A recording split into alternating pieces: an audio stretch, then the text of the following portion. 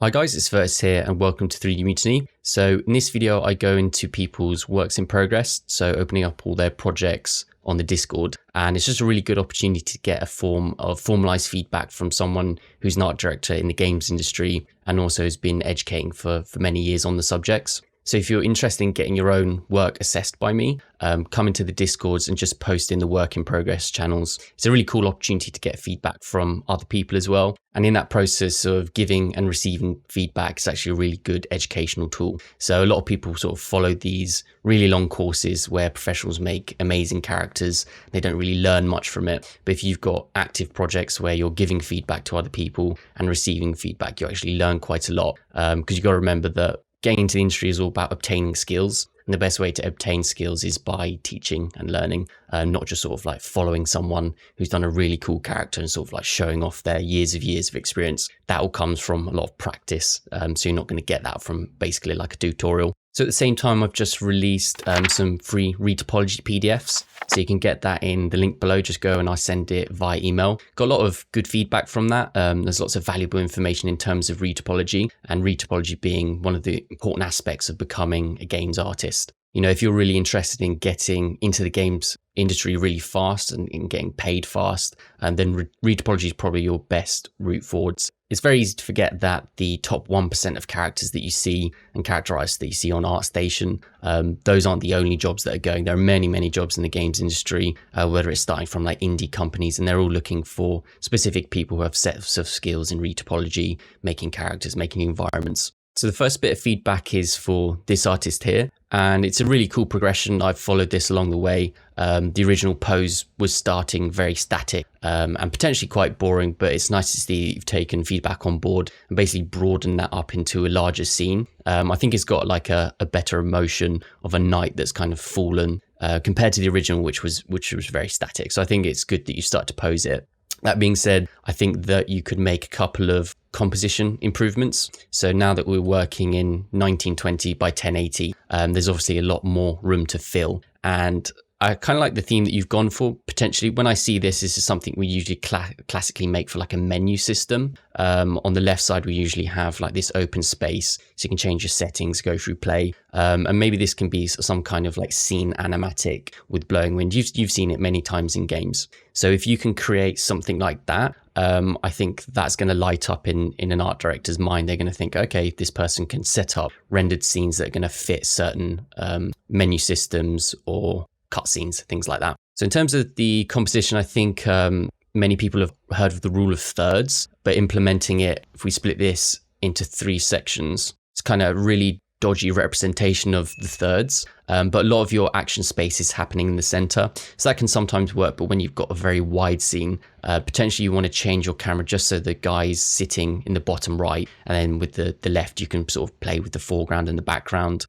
Maybe even have the stairs starting here. There could be like an asset on there, whether it's like a skull, a chalice, some sort of like a garment that goes with him. I think where that's better represented is in the one down here where it's come from the back. If you see, it's just split up a little bit better and it makes it a little bit more interesting. You've even got some background elements here that are playing with that. The reason I like this one a little bit better is you've got some better contrast of values. So the light source is coming in here and it's really attracting this section, and then it's showing off all the materials. So all the material work, you know, you've done your roughness works. I feel that that's slightly missing on this one. I guess this is your main shot. You know, you've got the guy's head here. I'm assuming this is the one that you'll basically put on your ArtStation thumbnail or your portfolio. Now, this is a little bit of a difficult one because obviously this potentially the head can be a focus point, but the head is not on the shoulders. So you can play around with that.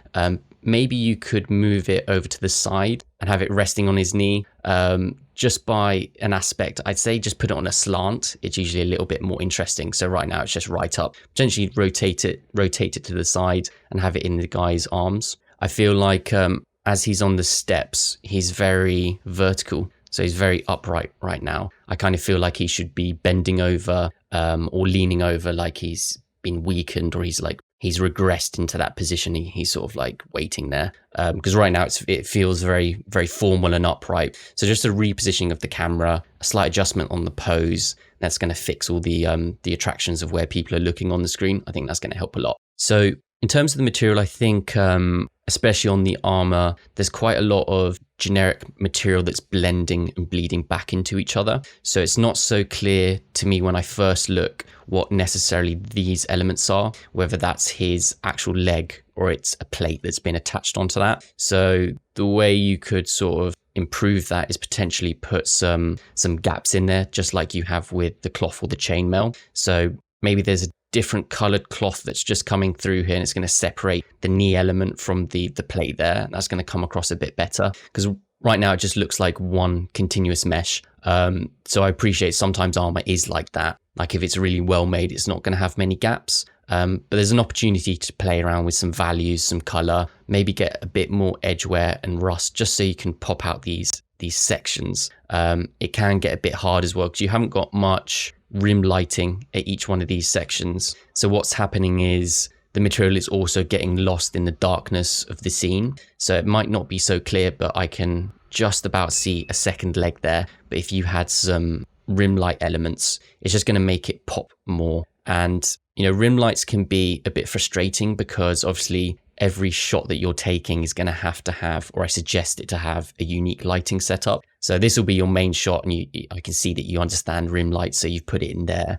Maybe a chance to get it on the other side as well. But even if you're taking a new shot, you know, treat that as a new scene and put additional lights in, because every single screenshot you want to do, you want to make it the best. So in Unreal Engine, you could either put that in folders, or you could just copy your map and then just recreate some lighting scenes. And then you'll have sort of like a shot list, 1, 2, 3, 4 of all the shots that you're going to do. And there's going to be a unique scene for each one of those. So another section, I see that you've done some chainmail. So depending on to the standard and level and polish that you've done that at, might be an opportunity to showcase that. And you really want to show off that you understand how to make chainmail. However you've done it, if you've done it in the texture, whether you've done it as sort of like a nano mesh, we really want to see how you've performed on that.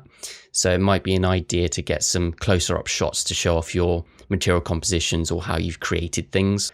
Even if it doesn't look fantastic, maybe you've just made this as a plane. In the games industry, we understand that these things aren't going to be seen close up. They're usually seen from a distance, but we still want to know how you approached it. And in an interview, we'll basically ask you about that process just to see if you understand it. So I'm just going to do some experimentation inside of Photoshop to see if we can somewhat improve the composition. Might involve some lighting adjustments. It's a really cool way to really kit bash and concept how you can make adjustments. If you've seen the past Discord feedbacks, it's something that I do a lot, whether it's with anatomy, compositions, or even sometimes retopology. So all I've done here, I just copied your image, added a mask along this section. There's usually a little chain here, and if you untick that chain, it just gives you this effect where it's almost like a window screen. And that's really cool. If you're making thumbnails, you can sort of test your screenshot to see how that looks in a thumbnail. But obviously in this case, we're doing a 2048, or maybe there's a menu system that you're overlaying. This is how we would do it.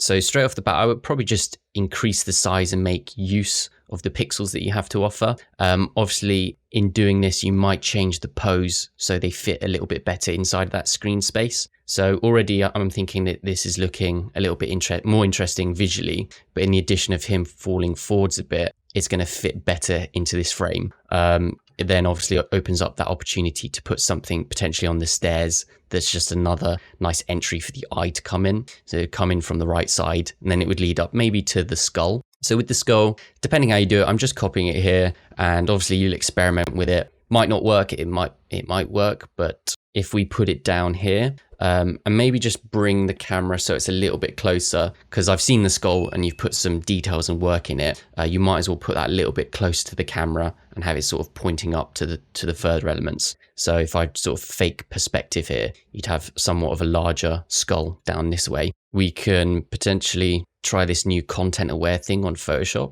So with generative fill, let's just say remove skull. Let's see what happens. Okay, it kind of did an all right job. The only thing is it's completely got rid of his arm. Maybe you could reposition that. What we can also do is kind of like fake a bit of perspective, as I was talking about earlier. So Control T, if you come up here to this sort of grid system, gives you this, again, it splits up into 3/4, but we can start to move and adjust this. It's going to warp it slightly. Now to fake perspective, it's about opening up this bottom corner. Don't know how well it's going to translate.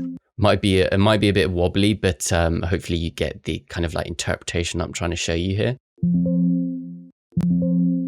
So it'd be easy if I had this scene because I could just move the camera. I'm sort of just like hacking this in. But you can see how that's kind of like a slight perspective shift. Then obviously if we sort of select his torso and pretend to move that forwards, you'll get the gist of it. Here we go, just like a nice little rotation forwards. Maybe the shoulder's falling forwards, or maybe he's leaning on his sword and that could go, the sword sort of like go under his leg just to get some more layering in. So there we go, doing some next level hacking. That'll be nice and big. I'd even, change the camera so it's almost like 1/3 of the entire screen. You really want to see all the details that you've put into that. Or potentially you could rest it inside of his arm, on his leg. I just feel like that skull should be much, much closer in terms of your overall display of your composition. So that was the original. It's just removing a lot of the background that we're not so interested in. It's making your character the main focal point, and it's also assigning more pixels to the stuff that you've worked on. And I think that'll come across really nice. And it's totally okay to leave this all black and rested and have this as the sort of primary focal point. And when it comes to the thirds, usually people get this slightly wrong. They're a bit too religious with it. So it's just a guidance system. Usually when I look at it, I look at each square and assess how kind of busy or interesting it is. So going from this angle all the way up to the top, I usually just try to reduce the busyness and reduce the interest. So if you look on this one, we've got a lot of stuff. You've got your main skull, here, and then up here we've obviously got nothing, and then in the center it's sort of like halfway in between that. Okay, so I just try to clean it up slightly so it's a bit of feedback that you can actually use and work with. Maybe you can screenshot it or take it with your phone. So it's bringing that skull forwards, cleaned up the thirds here, changing the angle of the pose just so it's a little bit more interesting in terms of the theme, potentially putting a prop so you've got some nice layering in terms of the leg and the sword, and then to basically enhance that layering, just adding any sort of rim lighting so we can see that layering, separating it from the background, leaving this left side nice to rest for like menu screens, etc. And then I've put the greens lines. That's just indicating that the perspective has changed, or you've moved the camera, opened up the focal length just so you can obtain a little bit more closer for that skull shot. And then any material optimizations just so you're separating parts of that material.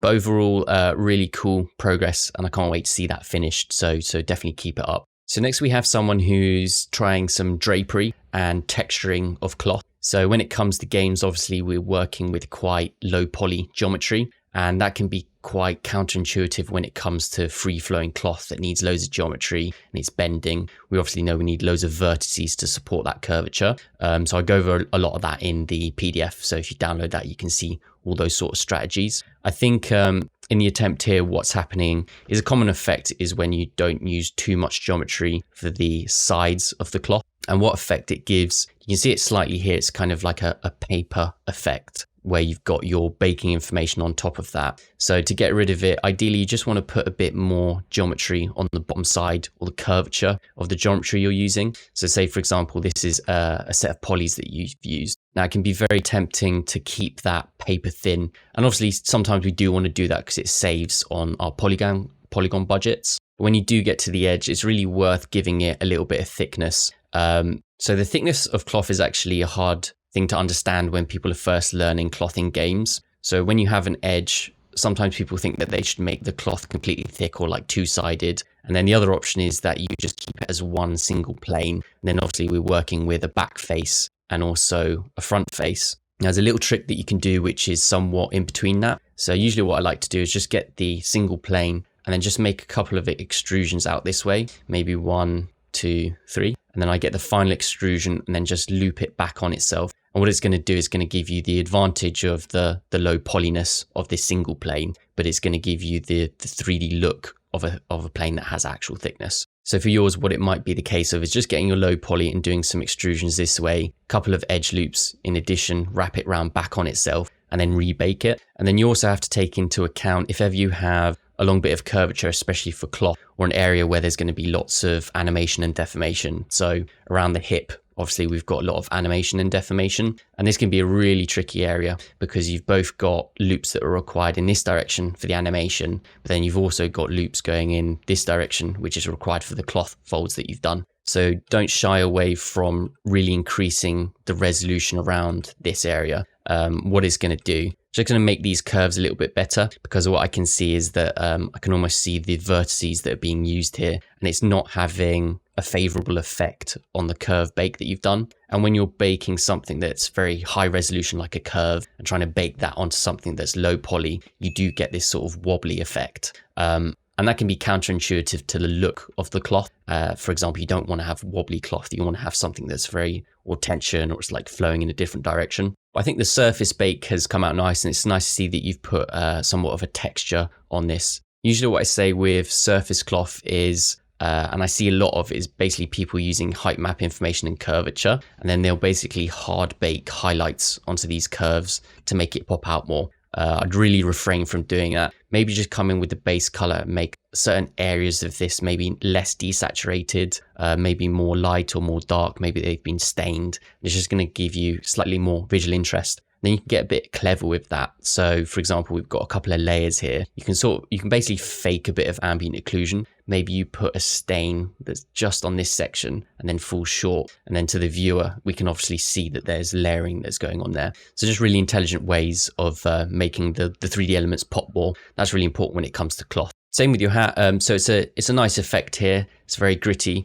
but just put another additional layer on here. Maybe just remove one or two, or nick up these, maybe make it darker, like there's been a hole put on it. You want to not show the user and make it obvious that you're using a tileable map. And the best ways to do that is just mix up colors. So environments, we use decals, or we'll use other pieces of trim like you've done here. But when you've got large surfaces like a wick, you just have to be a bit smarter with how you break that up. Usually the best method is just to remove some of these with a very dark base color, like an ambient occlusion.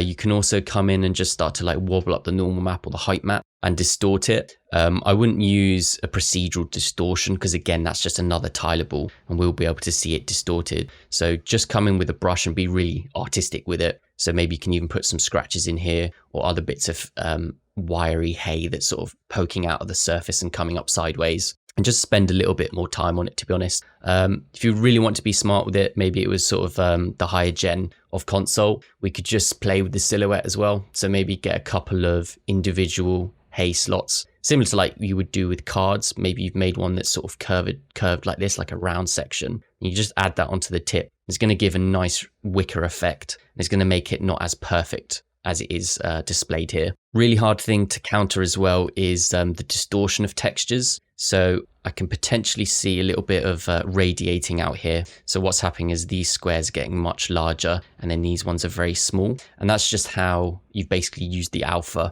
So maybe there's a different approach that you can use with your UV layouts, and just lay them out in a way that's a little bit more realistic to how it's made. So if you imagine a wicker hat like this, it could be that they've just cut it out of a big section. But I think it's come across quite good. You'll also have very hard transition where it comes to anywhere that's a seam. Obviously, I'd have to see a reference of how they connect that together. But maybe there is a technical way in the texture that you can work that out. Maybe it's in Substance Designer.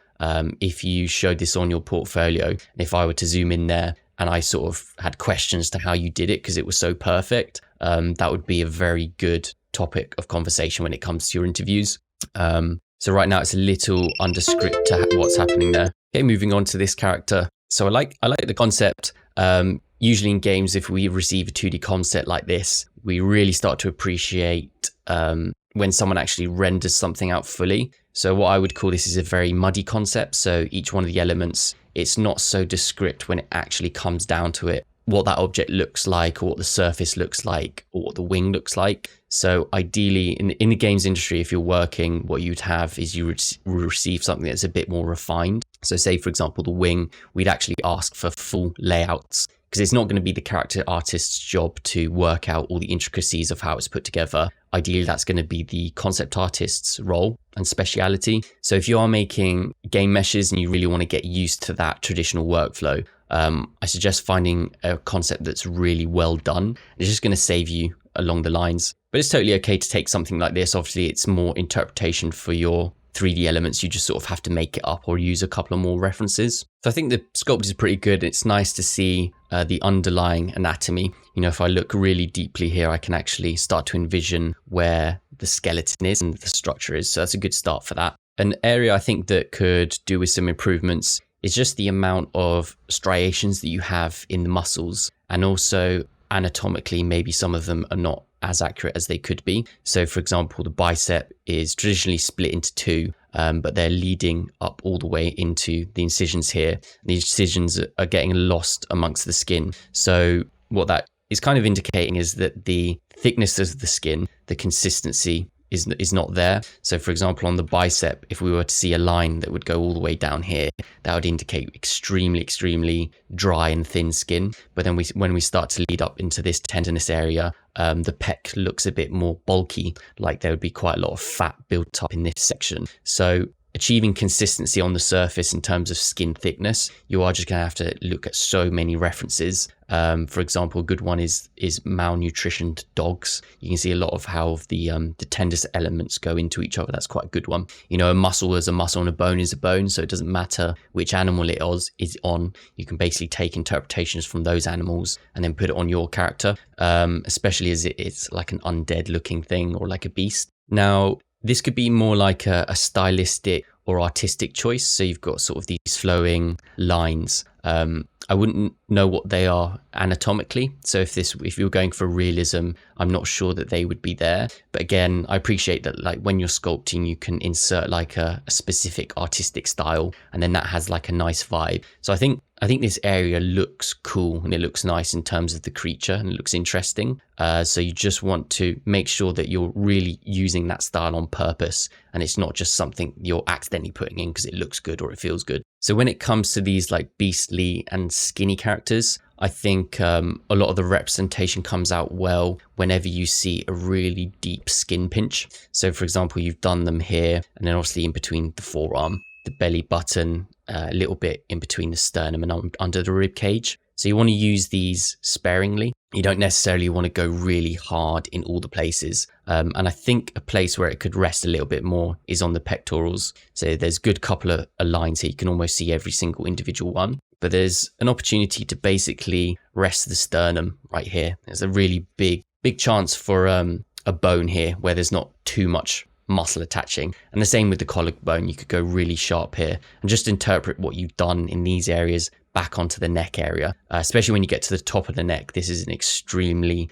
tendinous and veiny area. So you might just want to sharpen this up a bit so it's more consistent across the entire piece. Okay, with the hand, it's much of the same theme. So I think I like these areas. It comes across that there's sort of like fat padding built up, or the person's very dehydrated. I'd say the center of the hand, basically this area, I wouldn't have it so deep in terms of its macro. That's usually quite a flat section. And in general, the contents of the hand is quite flat. The only place that you see these popping out is on a very small surface level. So I think you've done that well with the tendons that are going along the hand here. You can see that they're barely erupting from the skin. Something that I see often that people do is they make this like extremely large because they'll see like a reference somewhere. They'll try and replicate that anatomical study back onto their sculpt. But I think you've interpreted it there quite well. So I think areas for improvement is just in between the fingers. This seems very mathematical, almost like there's a continuous line and a very descript line that's been put across here. Just mix that up. Maybe you want to blend this like it's stretched skin and try and make each individual finger a little bit more unique and interesting in its own way. So you've duplicated this off, or you've used the same technique to build up those fingers, but just go over each one individually, maybe just like isolate it. And then you can start to almost remake the finger over and over again. Because if you look at your own fingers, they're completely different. And it's the same with the nails. So maybe one of these is a little bit more square. Maybe one of them is a bit more broad or open or looped. There could be some damages in here, damages in the nail, just like you've done there, or some skin peeling back. That's a common thing that happens. So looking at this character, he's obviously dying in some sense. I think you could just have a bit more like skin flailing off and like a bit more holes around the nails that make it really nasty, because it looks looks like quite a nice hand right now. Do you know what I mean? So it could be, you could look at some people who have actually deceased. Maybe there's some sort of like medical studies that you can look at and just see how the hand turns when someone dies, when there's blood not flowing through it. What does it sort of turn into? Because this looks, to me right now, this looks basically like an old person's hand. But I don't know if the concept is more kind of like this undead look. again, it's really difficult when you have a concept that's so loose to understand what's going on. In terms of the foot, I think in certain parts, the anatomy has been over exaggerated. So there are curves here that exist, but I think they just need to be made a little bit more subtle and a bit more realistic. So for example, the toe's got this very broad shape like that. Ideally, you want to break it up a little bit. Think about angles and triangles and more hexagons. Once you break it up like that, you can start to insert more bony landmarks like this. Just make it a less free-flowing thing, a bit more squared out. If this was for games, maybe you're just doing it for a high resolution portfolio, but for those who are interested in obviously making games, is what this channel is about. When it comes to the toes, we usually just put these together. The toes aren't very interesting unless you've got a game that's based on feet or something like that, but we'll just retopologize these all together. And because we've got the understanding that we are going to retopologize it, whenever we do a sculpt, we want to think ahead. So ideally, you're just going to put those toes all against each other flush, so we don't have to come in here and make this sort of like gapped geometry. Someone who's retopping your character is going to be very annoyed if you've laid it out like that. So just something to be aware of. Obviously, the one in between the big toe and the other little toes is totally fine.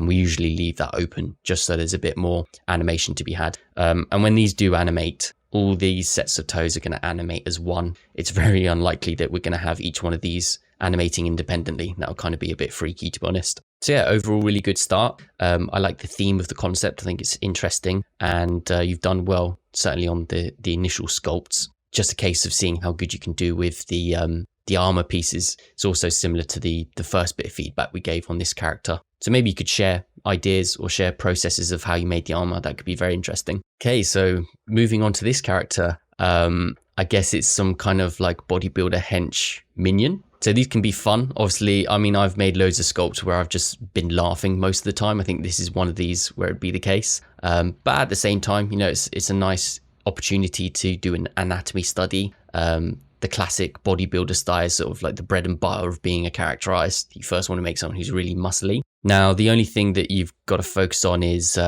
what sort of theme are you going for? Are you going for like a realistic reinterpretation of this minion? Or is it somewhere in between, like a stylized version where you're not looking for actual anatomical accuracy? You're just sort of looking for like a buff theme. In terms of that, it doesn't matter too much. I guess I'm not going to be able to use the yellow pointer that much. So one thing I can see is just the incisions of each of the muscles. So where the pectoral's coming in and it's also meeting the bicep and the deltoids coming over, it seems that these have been drawn on the surface. So for example, we've just got like a standard brush or a damn standard brush and gone over it. What you really want to do is have these overlapping a bit more. So for example, you can make use of masking, where you basically mask the bicep and just have the deltoid moved on top of it. It's going to give a much better overlapping effect. I think one problem with this area is basically there hasn't been enough space left underneath the armpit. And the armpit's going to be really important because that's how you can start to integrate more of the muscles together. Another problem is potentially that the bicep is too wide. So even with very strong people, if you look at references, even if they have a large bicep, when they flex, obviously the bicep fills with muscle and it makes it very large. But when it's relaxed, it's a very thin muscle. So you want to do that in your standing pose. So basically the bicep's going to be more directed in this direction. It's going to be a little bit flatter. Then any sort of bulk that you do have is going to be more central. And then when it comes down to the end here, instead of the bicep mass vanishing into the forearm, it's going to fade off into a more tendinous area. It's going to flow back into the arm. So while you're sort of fixing that area, I suggest just to leave the joint to have a bit more rest. So somewhere inside of there, we've obviously got bones and those are going to bend. Now, surrounding that, we obviously don't have too much muscle. It's all about having tendinous areas. So wherever you have a muscle, you just want to release and direct them away from the joint, because right now it's bunching up and it doesn't seem that the joint's going to function very well there because the bicep goes directly into the next muscle just by one damn standard line. So just look at those interactions. References are going to be very useful for that.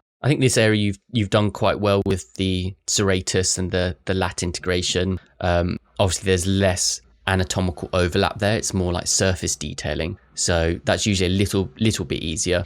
If you want to make it more realistic, I would just put some asymmetry into the abs area. And when it comes to the serratus, instead of having like the perfect indication of a serratus, just sort of blend those back a bit, maybe get a clay brush and go over. And that's gonna hide parts of it behind the skin. Because depending when someone's moving, they're all not firing at the same time. So you can only really see about one or two. The only time you can see like a full row of ribs and serratus is when someone's really stretching. And even then it's actually quite hard to get them displayed in that way. So maybe just display one or two. Again, it's going to be dependent on how much skin and how much fat the person has. Now, the hardest bit thematically is how you join such a body to like a stylized head. I think that right now the neck is getting a little bit lost, but again, maybe you're potentially going for obviously minions don't really have necks. So it's a very hard way to try and incorporate that theme back into a real body. I'd say you'd still want to have quite accurate anatomy.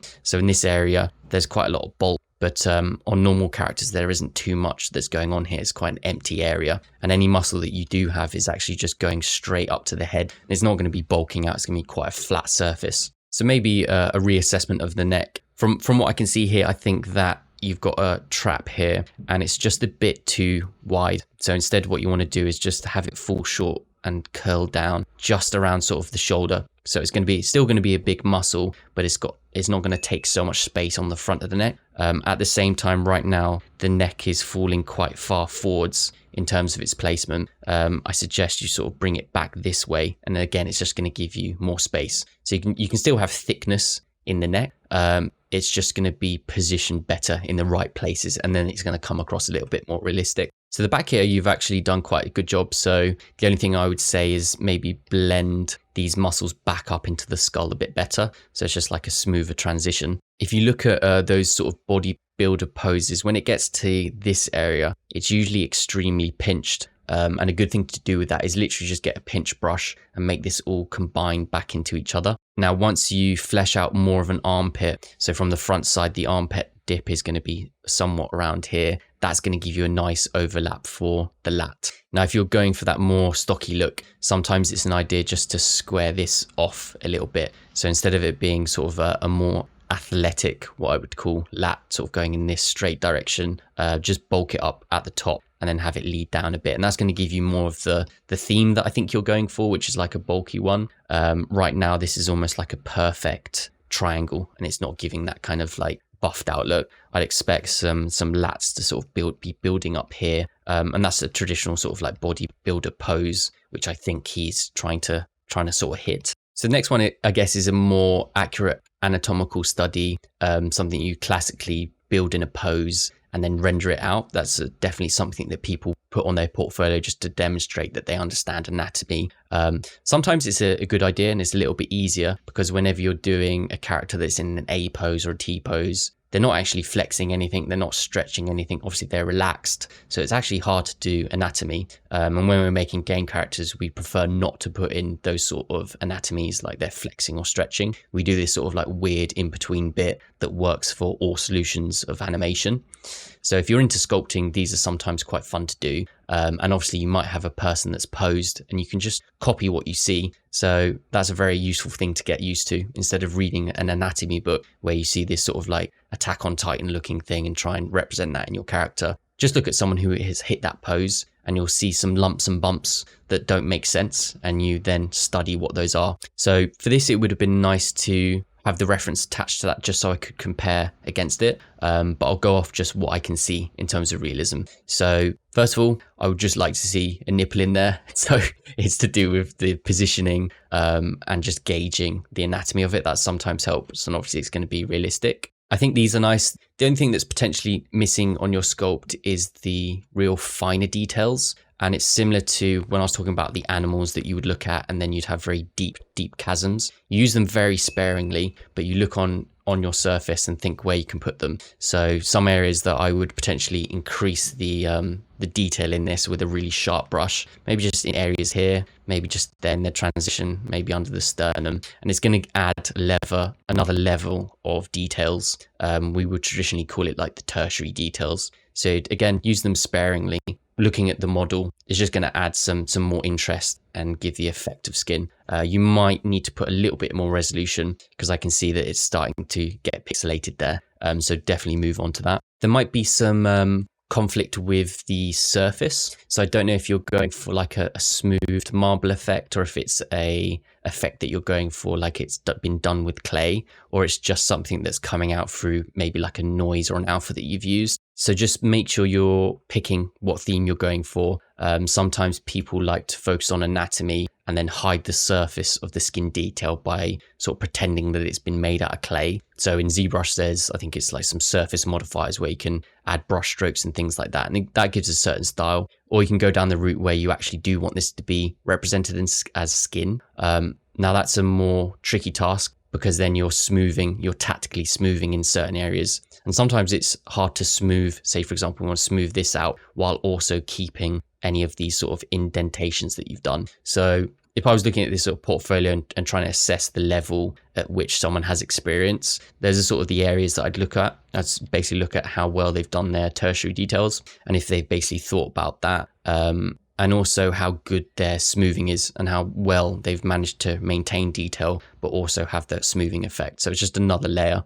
Sometimes what can be useful that I often do with skin is if you have someone which is stretching, just add another ZBrush layer, and then you're going to treat that layer quite strong. And then you're just going to do very faint clay distortions of where the skin is stretching, because there's going to be very subtle skin stretches and striations. And what you'll have is this basically very large map of what your interpretation of skin direction is. And then what you'll do is you'll just tone that down. So you'll get the slider and just make it come down to here where it's barely visible. It just gives this nice subtle surface effect, and it gets rid of any of this sort of patchy noise that sometimes happens when you're sculpting. And it also, if you're working in low resolution, it gets rid of that sort of like checkered effect that you see with the geometry, which can sometimes be quite difficult. So in terms of improvements and focus, I'd say I'm quite happy with how that torso is looking. You know, I wouldn't have any problems. I'd appreciate that you understand how to make the torso of a character like a base mesh.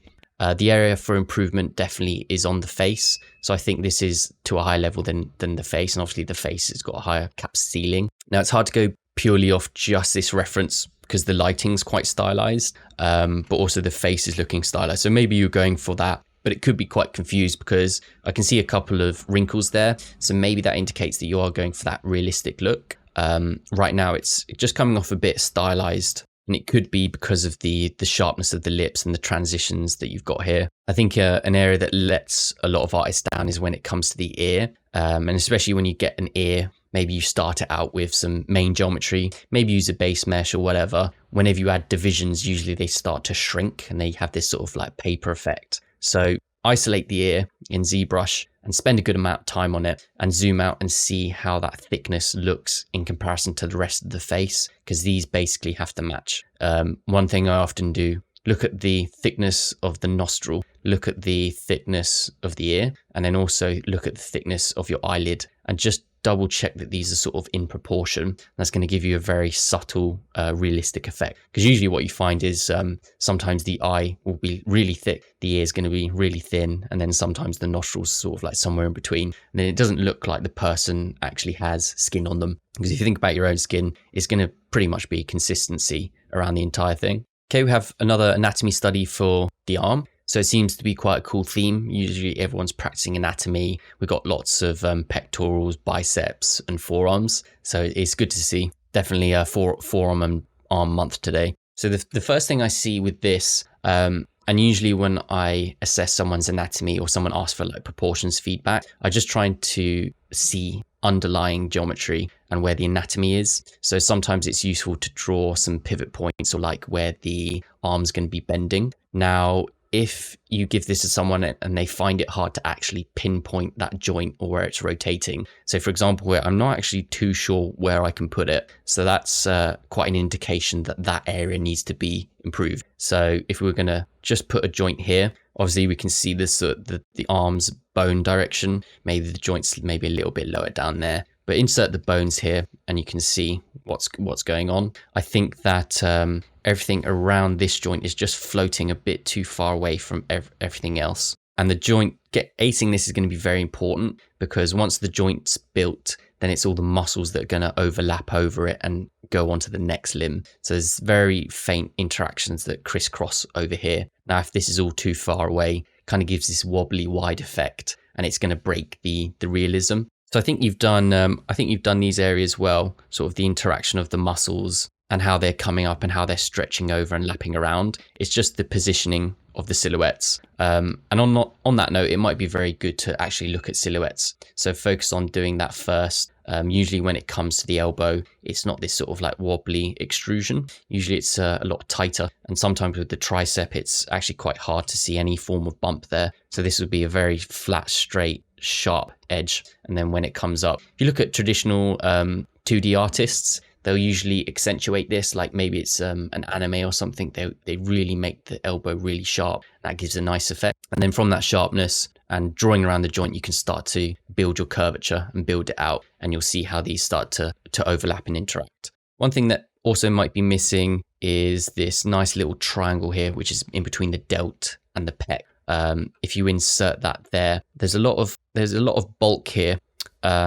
And there isn't usually that wide of a muscle or that wide of geometry. So what you've usually got is a nice separation here. So along that green line, you're not going to see much mass. And that's because the muscle is split into two different directions. You've got the deltoid, which is on top here, and then you've also got the pectoral on this section. And with the pectoral, it doesn't actually obtain much mass around this area. It obtains its mass all along here. And that's going to be very tendinous. So in general, just this area, you really want to not have it as a smooth surface, because I can see a highlight that's just going across here and a smooth surface that's going on there. So put the work that you've done on the under side of the armpit, which is really cool, and just insert that into the top and sort out the clavicle, pec and deltoid interaction. It could be also that you want to pinch this area. So where I'm drawing from green to green, these are the sorts of edits I would do first. In pinching that, what I then start to see is that the overall arm joint might be floating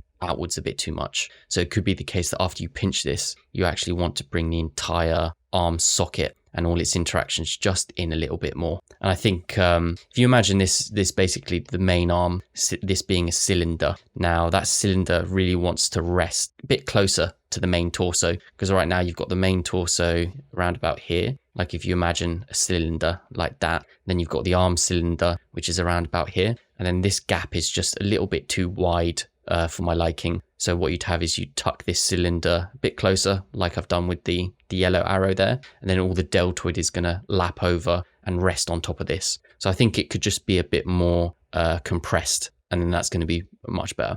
So yeah, once you do this compression, sort of the angle of the joints here, I think it will come across very well. So fantastic work from everyone who's done it so far. I think we're sort of like 4 months into this, and I've already seen some projects that have really started to develop, and I do follow them all. Don't forget to make a work in progress forum for yourself, even if it's the start of a project. Maybe you're midway through and you just need a little bit of pushing forwards, maybe you're stuck. Have a look at some other people's work and potentially give some advice that's helped you, and then enlist it onto them. Don't forget to download the retopology PDFs that I've been sending out via the email list. So if you haven't got those already, you can find those in the link. So thanks for watching, and I'll catch you on the next one.